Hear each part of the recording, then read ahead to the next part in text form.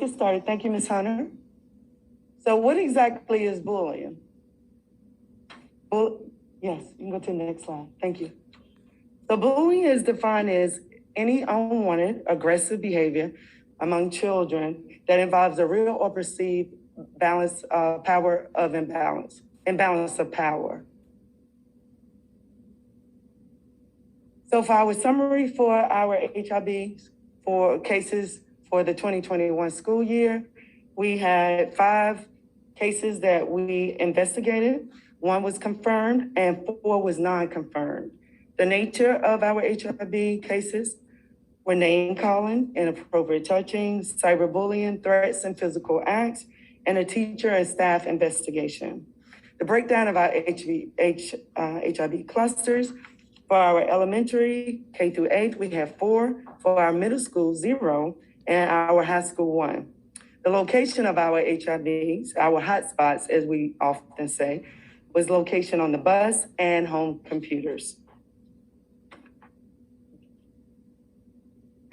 Each year we are mandated to do a HIB school self-assessment. In that assessment, we have 8 core components. In the interest of time, I won't read every component. I will highlight, however, the HIB investigations that we are required to do a 10-day investigation once an employee or principal or a student says that they've been bullied or have witnessed another student being bullied. The only person that can be an anonymous reporter is a student. Thank you, Ms. The total, the school self-assessment is based on a Rubric scoring. The most any school can achieve is 78. As you can see, you will receive no points for did not meet the standards, partially meet the standards, you receive 1 point, meet all standards, 2, and exceed the requirements, you meet 3 points. Thank you. I know this is very small, and I think you have a copy of that.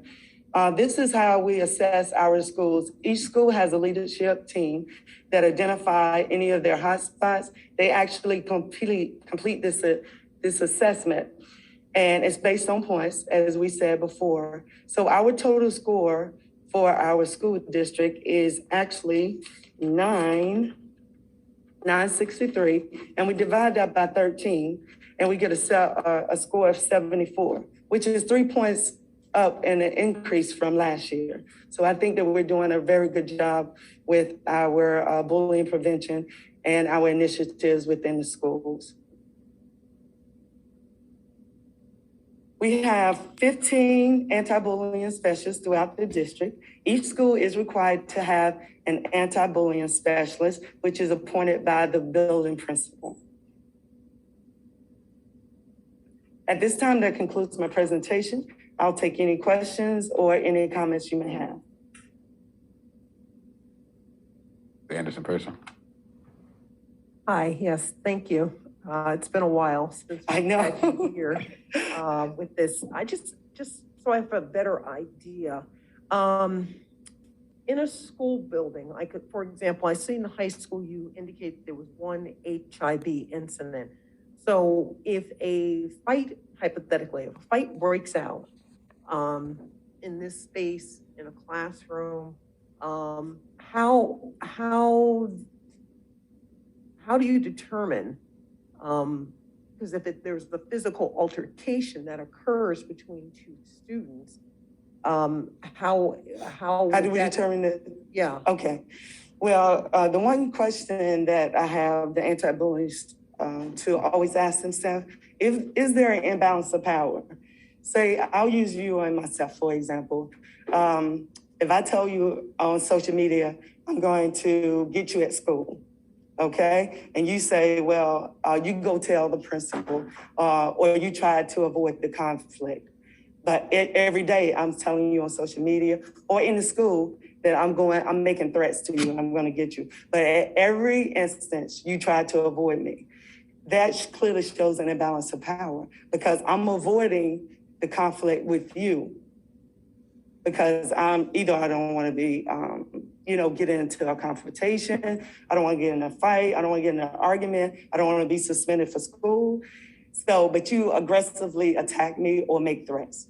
So you always ask yourself the question, is there an imbalance of power?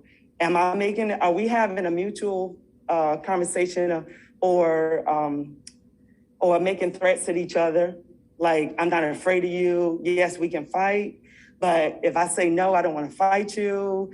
I'm not interested in doing that. I'm actually, I don't have, I just don't want to be involved in any conflict, but you aggressively pursue me every time.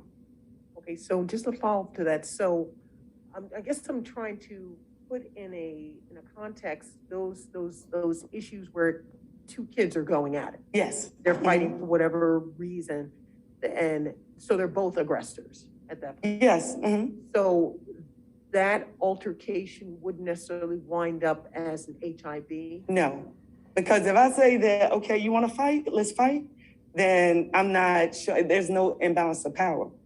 Okay, so. But if I say that I don't want to fight you, that's an imbalance of power. Okay, so the HIB report is not necessarily the true picture of everything that goes on inside a particular school building, because you're saying, if I'm following, you're saying that if you have two aggressors, that may not rise to the level of HIB, but if there's one aggressor and one person trying to flee or not trying to engage, that could rise to the level of HIB. So it could be, yes, you're correct. It could be just a fight. It could just, students just got engaged in a fight or a conflict. We have students that have histories of conflicts, that they're not afraid of each other, but they're aggressively like, okay, you're not gonna get the best of me, and I'm not gonna let you get the best of me. But if there is a situation, I think we actually had a case where a young lady said, I don't wanna fight you, and the young lady still pursued her. So yes, that's an imbalance of power. So yes, it's not, all the cases may not, some of these, the incidences that are happening in the school could be a conflict. It's not necessarily an HIB case. But if a parent or a student reports it, or an employee, we have to do an investigation. Wow. Yeah, the floor. What if, as you say, the person says, I want to fight you, and you're like, look, I don't want to fight you.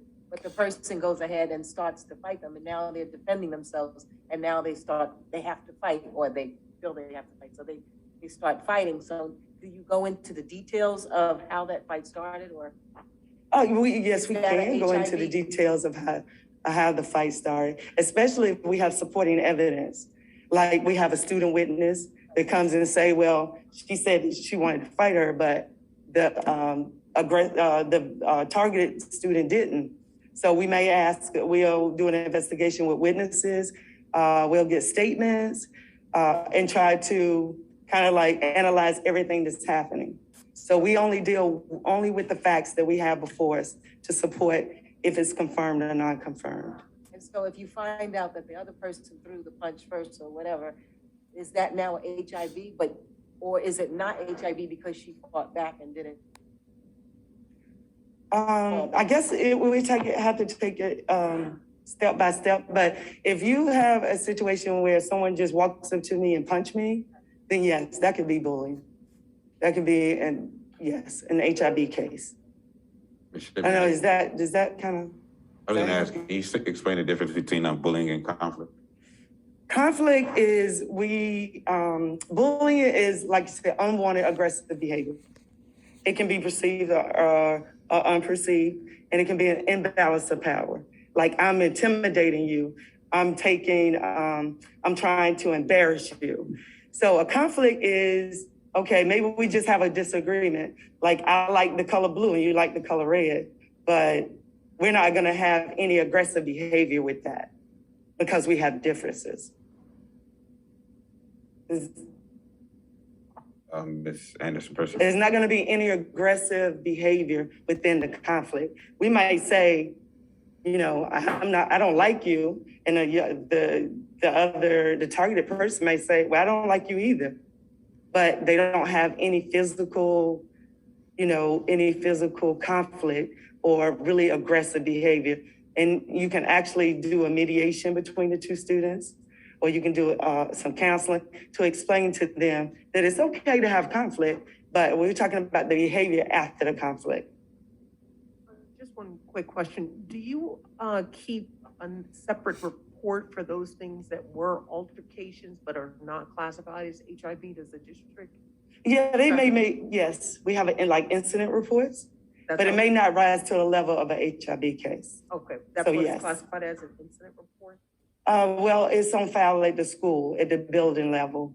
It may not rise again to the, an HIB case, so it wouldn't come to the superintendent or myself. It could be a conflict, and it could be resolved with peer mediation or, just bring the students, doing individual counseling, referring the students to school-based youth services for small group counseling. So those things can be resolved. If there are no more questions from any more board members. Thank you, Ms. Shipman. Okay, thank you. Have a good evening.